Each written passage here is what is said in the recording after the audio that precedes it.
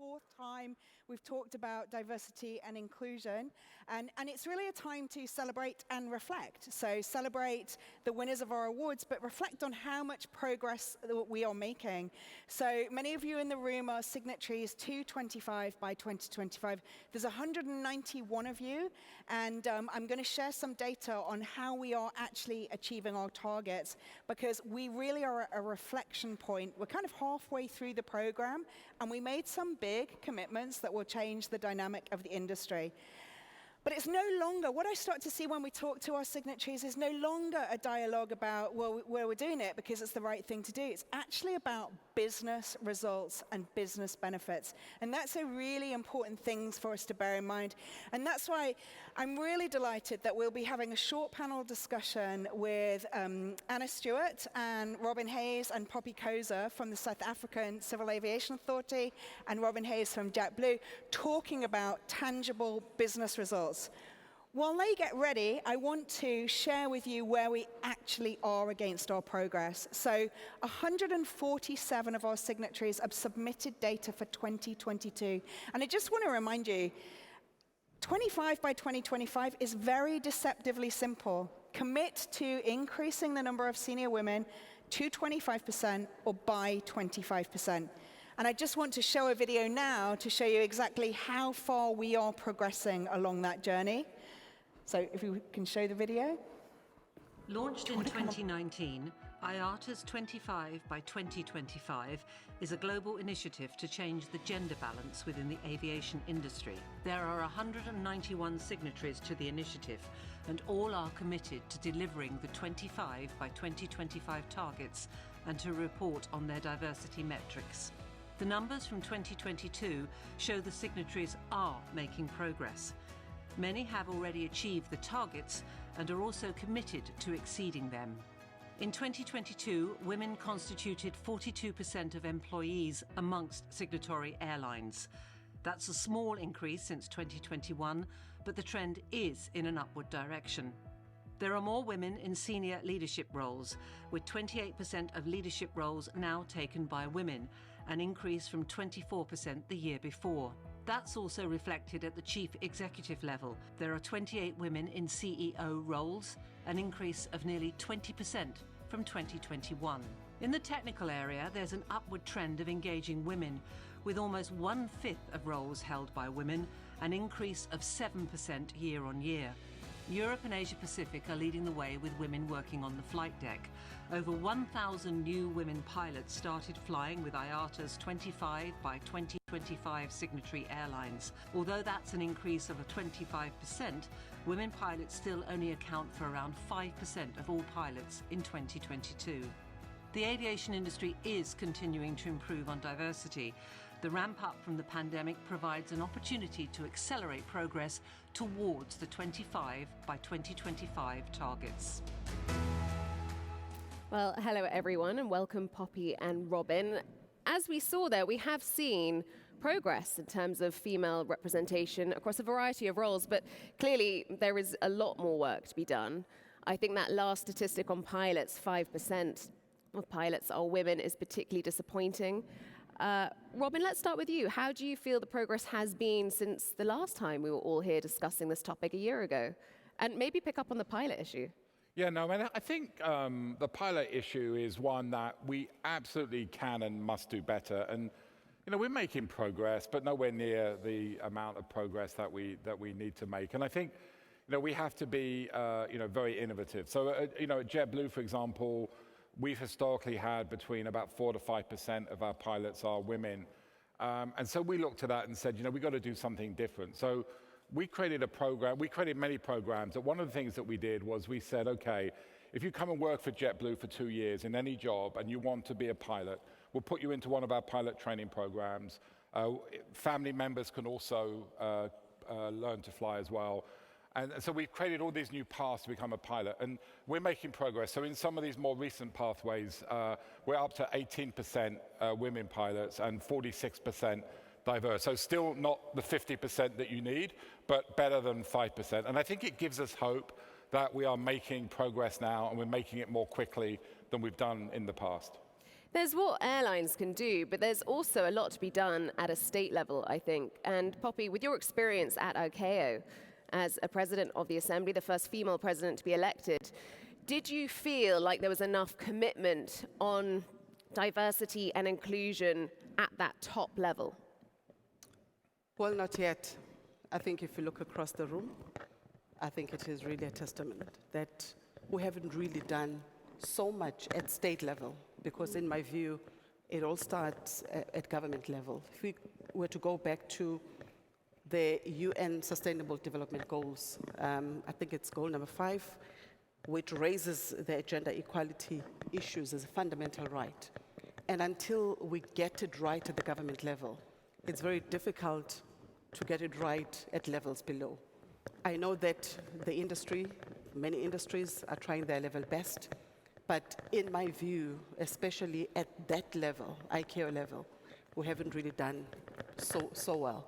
And if we can get it right at that level, and in fact demand that operators, all industries, they step up and make sure that we create a conducive environment for women not to be intimidated by industries such as civil aviation. It will make it so normal for young girls and women to want to enter the space without feeling small or intimidated, the better we can see, results. I think Robin was just touching about the statistics. We always talk about the statistics. We always talk about the statistics. I was going to ask you whether you think we do it feeling too like much. We are really, as women, becoming statistic. Which is not how a woman wants to feel. That's not how we want to. You don't want to be a statistic for No. some corporate diversity scheme. No. You want to be hired on your merits. Absolutely. And I think that's an important part of the discussion. Robin, you've spoken about this before.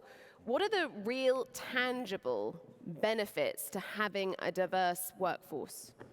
Well, our workforce is very diverse. The problem is the leadership is not diverse enough. And then we have certain areas like pilots and maintenance technicians that aren't diverse enough. So, I think we looked at and said, we're hiring really diverse people, but we haven't done a good enough job in terms of developing people into leaders and other roles. So we've created, I talked about the pilot program I just talked about. We've done the same for frontline crew members. So if you're working in airports or in flight and you want a pathway into finance or marketing or other jobs, what we were finding is people were applying for those jobs, they weren't being successful. And part of that is because we hadn't equipped them with the skills to be successful. Right? You've got a job in finance, you're probably going to go and hire someone who's worked in finance. And so you just propagate this issue that we've had. And so by creating programs where we could put frontline crew members, again, who are very diverse, through these corporate roles and then provide them roles at the end of it. And it's a 20-year process. I mean, Ursula, who's our CFO, she joined JetBlue as an intern 20 years ago. And so, it's a journey, but you just have to focus on it. And look, DEI is, Jane reminded me, our head of diversity at ICMO, she said it's not flags and cupcakes. It's not even an initiative. It is a way of life that you have to embed into your organization. Poppy, what do women bring to a business in terms of real benefits? I'll just challenge you on something very simple, something that I've just thought about as you asked the question. If I were to ask you now, Anna, to lift this table using your left hand, I'm sure you will struggle. Do you want me to try? You can try. But if you were to use both hands, so men and women, to pick up this table, it makes it much easier. So in a nutshell, use both hands, men and women, leverage on their collective intelligence, and get the results that you want to see. If I were to ask you now, move this table down there using your left hand, you will not be able to do it alone with one hand. But if you were to use both hands, men and women, to lift the table from here to there, it will be much easier. So both hands, men and women, can produce better results for any organization. I'm not going to move the table. I mean, I was reading a McKinsey report on diversity, 2021, and they said when women are well represented at the top, companies are 50% more likely to outperform their peers. But how do you account for it, Robin? How can you show tangible results? You know, I think, like, I know there's this phrase, like, you know, it doesn't get done unless you measure it. But I think you just know. I think when you've got a diverse leadership team, I mean, of my 9 direct reports, 7 are diverse, 6 are women. So, you know, it's an incredibly diverse team, and it just works better. And they deliver better results, and they have a better understanding and appreciation of different perspectives in the business. And so I think it's, you know, I mean, we're failing as an organ. I mean, the fact that half of IATA members have not signed up for, you know, 25 by 25, come on, guys. There's really nothing to stop us doing that. But that's just the start, right? You've got to really want to do it. And you have to have advocates, and you have to have allies and champions in an organization that's going to kind of, you know, lift everybody to be successful. And so it's a long journey. But for me, with my diverse team, it's just a really high-performing team, and they achieve incredible results. Why is it that only just over half of IATA's members have signed up to the 25 initiative? I don't even think it's that hard or ambitious. I mean, really, I think you could be able to go further. Poppy, why do you think a lot of members haven't signed up to it, and what would your message be to them? So I'm from a regulatory authority. It would be nice to throw it back to the IATA members to answer as to why are you not signing up for such a noble cause, a fundamental human right issue. Why are we, is it fear? Is it fear? Is it, Robin, do you think there's a concern about lack of talent? No, I mean, I don't want to speak for those who haven't, but you know, things I've heard are things like, you know, we've already done it, so we kind of don't feel we need to do it, or you know, maybe it's not a priority what we got now. I mean, like, as an industry, we have a huge labor talent shortage over the next 20, 30 years. Right? We are privileged. We're in a growth industry. We need people, and so we've got to make this profession more attractive. And so that means hiring people from, you know, we need people from all walks of life. We need to get people from other industries to come and work in this industry. So they've got to feel it's really welcoming and diverse. I mean, look at what we do. We fly all around the world, diversity. Our customers are incredibly diverse. I mean, everything we do is diverse, and yet we've kind of failed that last piece in terms of making sure we have enough diverse leaders in these organizations. I mean, If I may add, yeah, please. I actually do think that it's leadership. If leadership is not setting the right tone at the top, including in their own respective organizations, by having those unwritten ground rules, where we say, around here we don't discriminate against women. Around here we create safe spaces for women. We create a conducive environment for women, you know, to be who they want to be. We allow creativity. We give that psychological safety, you know, spaces. For as long as we have leaders who don't have that foresight, and about the benefits, back now to your previous question, the benefits of having both women and men working together to achieve, you know, the results of an organization, understanding that one doesn't have to compete with the other, and that both men and women have a lot to offer, I think we are doomed. So we need leaders who will take bold steps, who will be intentional and deliberate about wanting to see diversity, inclusion, and change in our organizations.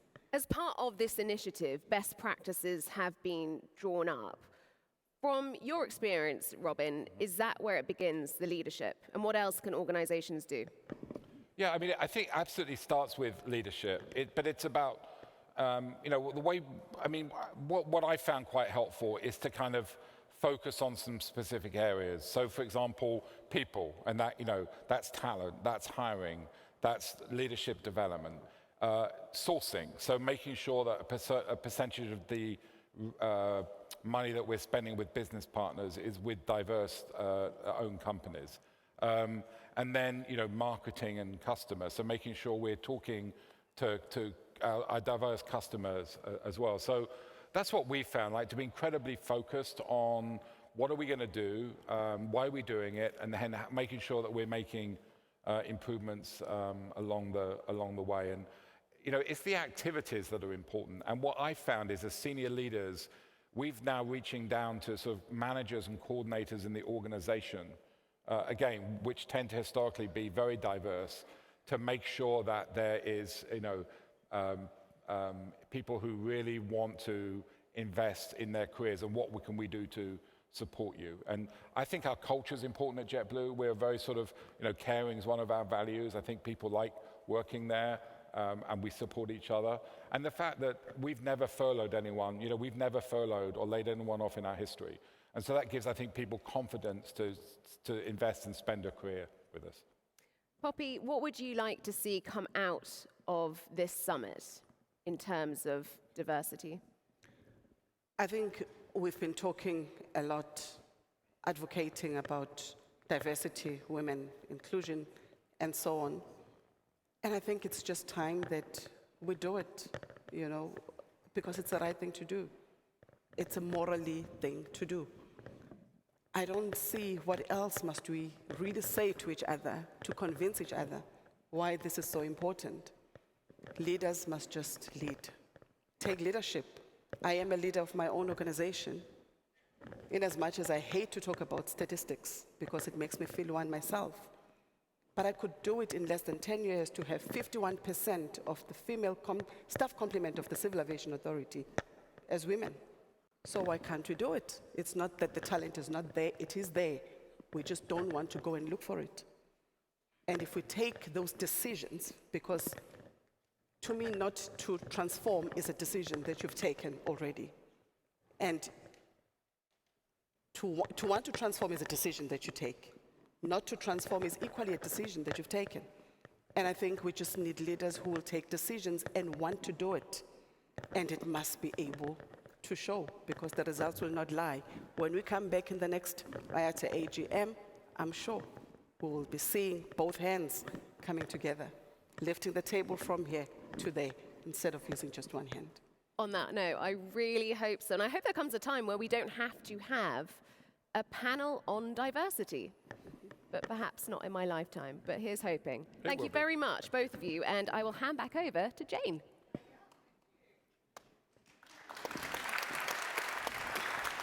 Great. So thank you so much for your insights, and also for the call out to encourage people to still sign up. There's still some time.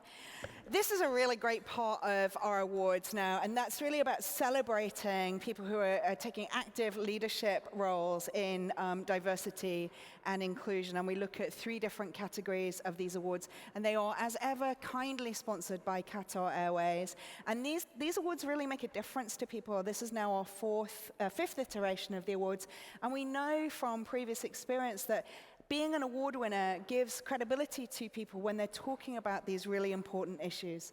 So I'm going to start quickly, and I'm going to start with our first winner, which is the High Flyer. We had, for all of the nominations, nearly 100 nominations for all of these awards, so it's getting harder and harder to pick, and we see some really, really worthy candidates come up. So the High Flyer nominations, there was 4 on our shortlist.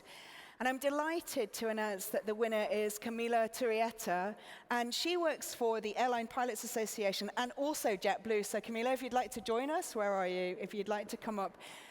While Camila is joining us, she's done some fantastic work, and what we're recognizing her for today is the work that she's been doing on anti-harassment and anti-discrimination, and really changing the language which we use, and representing 63,000 pilots? 74, wow, okay, 74,000 pilots. So if you'd like to take...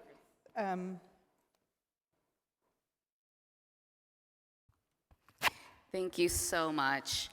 I am honored to receive this year's IATA High Flyer Award.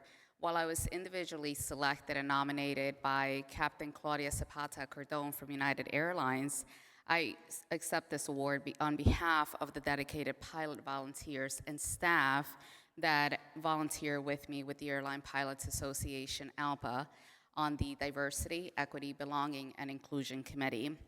Currently, as the chair of the Diversity and Inclusion Committee at ALPA, we have a long history of working to improve and safeguard the aviation industry with an emphasis on protecting our pilots.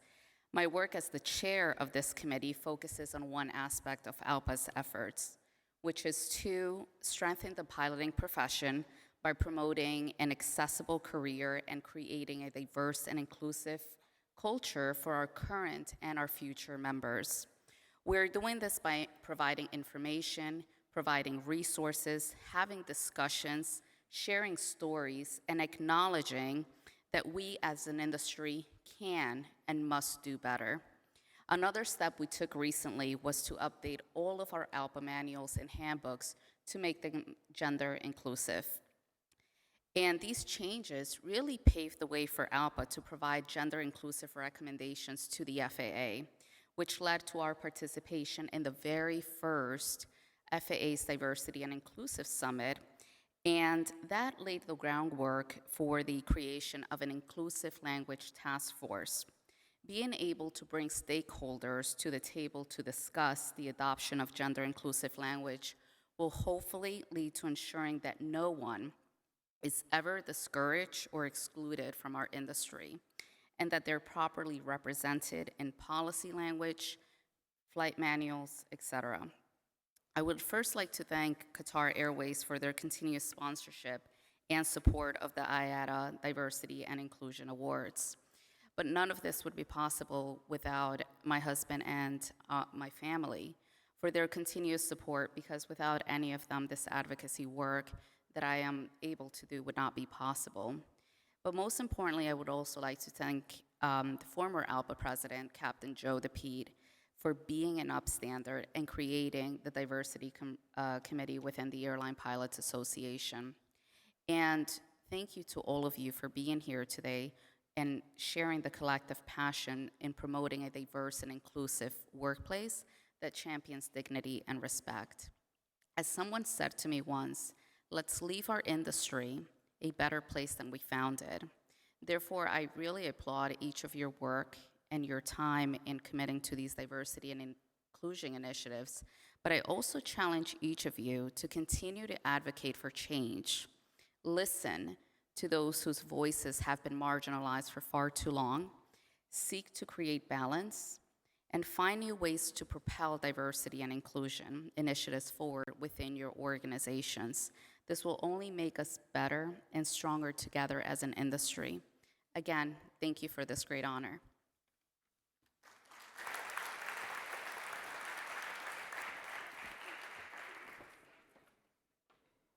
Okay, well, while they're getting their photos taken, I want to talk about the Inspirational Role Model Award.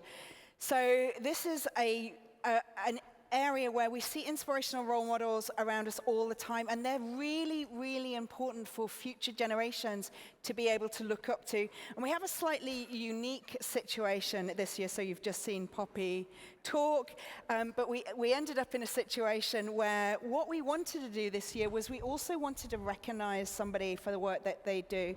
So we would like to recognize Noor Gokman for the work that she's done to hit it, and obviously they're a sponsor here as well. I promise you that had nothing to do with it. Actually, the application was so strong, but she was just picked to the post by the winner of this year's award, and that is Poppy Koza. So you've just heard from Poppy. She is the CEO at the South African Civil Aviation Authority, but she has a unique record. She is one of the first females elected to chair the ICAO Assembly. And I can tell you from watching it online, she really ran a very tight ship at ICAO. But that's not just what we're recognizing her for. We're recognizing her for the things she's just talked about, and that's leadership. So she's driven a change within her organization to change the dynamic of representation. So Poppy, we're delighted to honor you with this award. Yes. Thank you so much.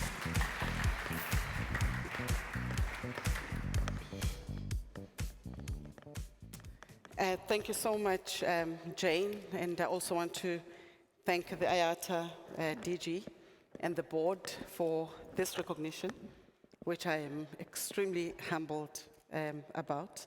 Also to thank Qatar Airways for their generosity and support, to thank my family, my organization, and my government for supporting me in my journey.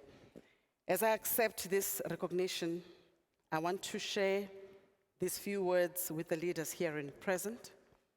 As a woman myself, I take no pleasure to repeatedly having diversity, inclusion, gender equality, empowerment discussions about me and those who look like me.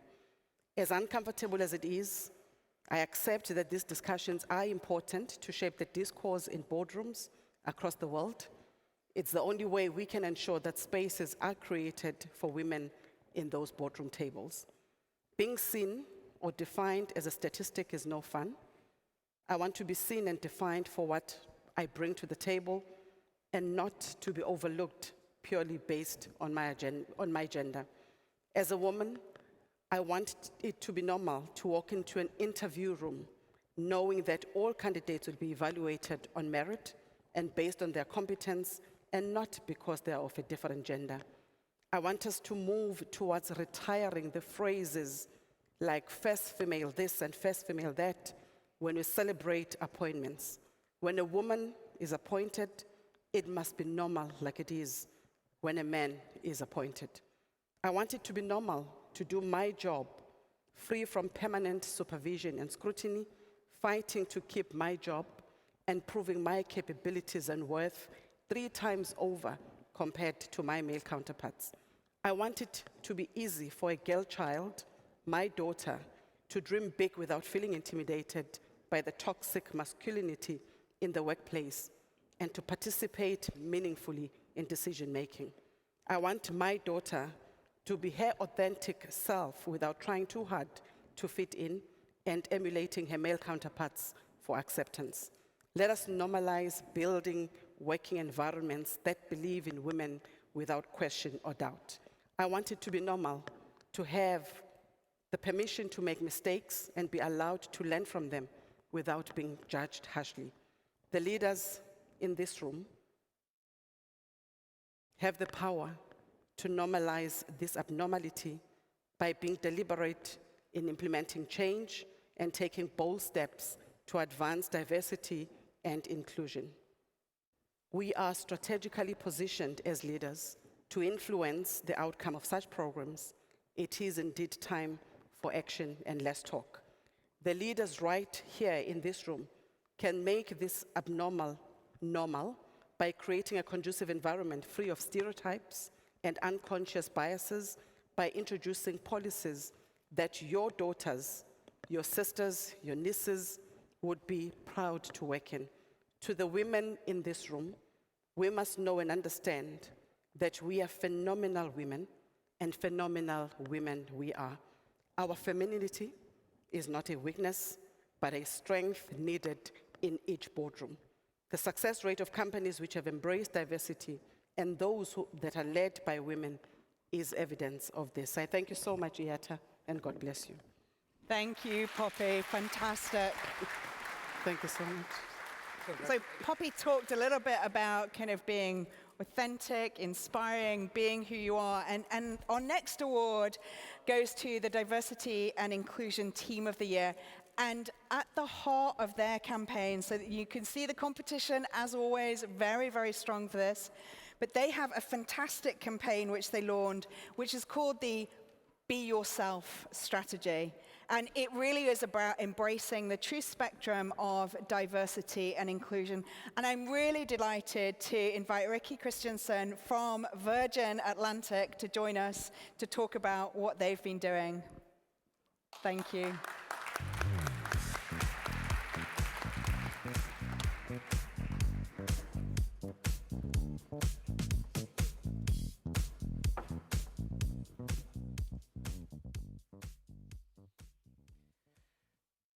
I am really honored to be standing here today and receiving this award on behalf of Virgin Atlantic. I want to start off, of course, thanking the judges for recognizing and acknowledging all of the work that we have done and allowing us to share it with others. On a personal level, as a female leader in a male-dominated industry, I have been confronted with the unique set of challenges that we face as an industry. And more needs to be done in inspiring young people into aviation. At Virgin Atlantic, we use our business as a force for good, being loud and bold for positive change. Let it be on sustainability, communities, diversity, equity, and inclusion. We are incredibly proud of the journey we've been on and what we've accomplished so far. The launch of our tattoo policy resulted in our cabin crew roles increasing by more than 552%. And following our gender identity uniform campaign, we received over 10,000 applicants for just 800 cabin crew roles. But it's important to highlight that the work we do is more than simply policy refresh. It's a purpose-led campaign that creates both conversation and awareness, changing the way people view travel and challenge other travel providers to look at their own policies. Using our business as a force for good also means positively impacting our communities. We do this through our Passport to Change program, which is funded through Virgin Atlantic Foundation. Through this, we aim to bridge the gender and equity and ethnicity gap within STEM, improve social mobility, and maximize opportunities for all students in our communities. The 25,000 that comes with this award will allow us to continue this life-changing work. More concretely, this award will cover the salaries of 2 teachers in India and admission fees and books for 200 refugee students. In addition to this, in UK and US, it will enable us to give 400 students access to one of our inspirational Passport for Change workshops and another 100 students receiving a place at our STEM workshop. But of course, more needs to be done. We are committed to listening to our people, our customers, and partners, and we will continue to be bold, change makers, and most importantly, visible allies as we continue to see the world differently and celebrate the colorful diversity of the world around us. Thank you. So much to all of our winners. I actually would like to just invite, I know we've got to do some hygiene stuff around lunch, but I'm going to invite our winners back so that we can take some more photos while you give the instructions for lunch. So thank you, and don't forget, these awards open at the beginning of February, March every year. We would really like to see your submissions so that we can showcase them. Thank you. Fantastic. Congratulations once again. And Jane, thank you very much for leading us through this session.